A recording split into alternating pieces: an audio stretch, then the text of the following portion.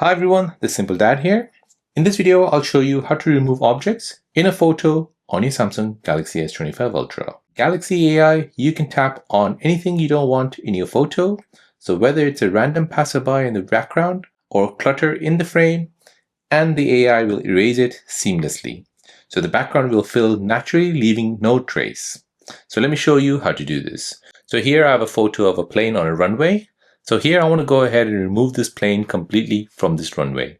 So let me show you how to do this. So we'll go ahead and tap on this and we'll tap on Galaxy AI. Now next we'll go ahead and circle around it. So Galaxy AI will now recognize the plane, and now we'll go ahead and tap on the erase button. So this will completely erase the plane, and then we'll tap on generate. Now this will basically fill in the image, we'll erase that plane, and we'll fill in whatever is there. So as you can see, it has completely removed the plane, as removed the shadows as well. So this ensures your subject remains the true focus, producing cleaner, sharper, and more professional results. Now here, if we go ahead and look at view original, this is what it was, and this is what it looks like now. So if you're happy with this, go ahead and tap on save copy.